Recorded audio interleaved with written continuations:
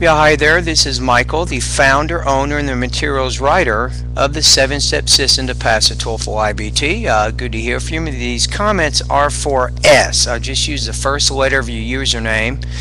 You just completed the post test from step 2, the speak clearly part of my 7-step system to pass the TOEFL IBT. So during this video, number 1, I'm going to give you an intelligibility score so you can see where you are. Number 2, I'll take a look at any problems you still might have with vowel and consonant sounds, and also any other areas that you might want to work on to continue to improve your pronunciation. And it's good to hear from you. Okay, first of all, in terms of your intelligibility, I'm going to put you, you still have a ways to go. Your pronunciation, I think, is getting better, but I'm going to put you right now at about 3.5 out of 7. I can understand most of what you say, but you do have a distracting non-native speaker accent, and sometimes it is difficult to understand what you're saying. So that's the reason I put you in the 3 area, not the 4 area. To score 4 or higher, you have obvious accent and pronunciation variations, but these do not interfere with understanding and are rarely distracting. So your problems are more than distracting. They sometimes do prevent understanding.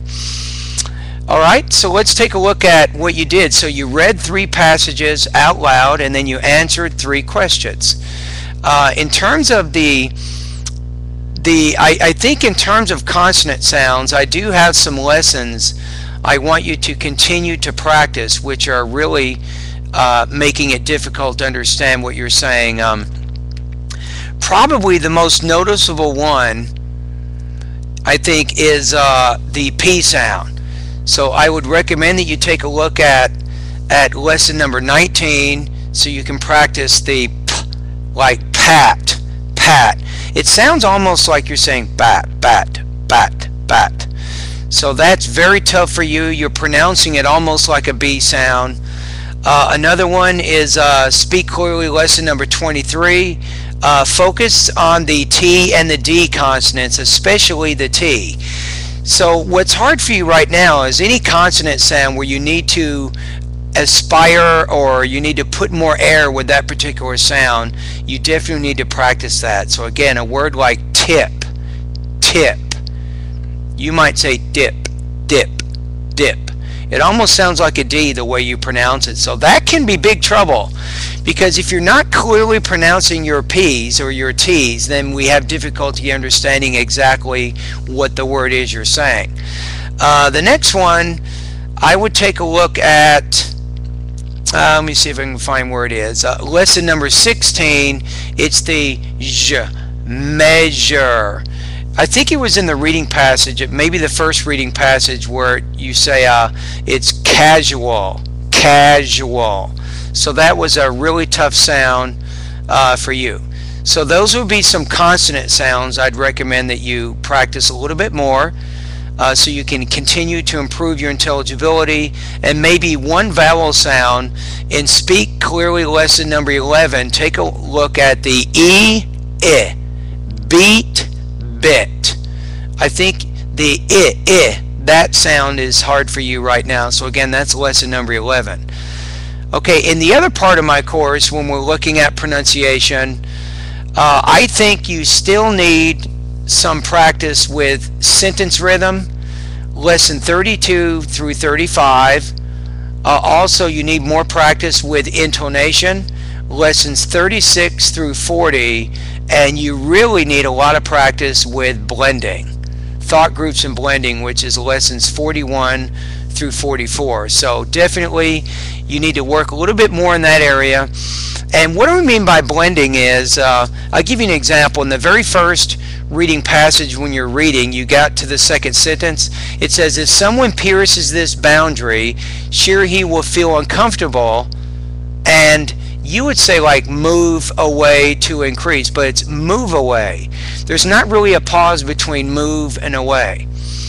So you really need to focus on, number 1, identifying your different thought groups. And typically A thought group occurs after 4 to 5 stressed syllables.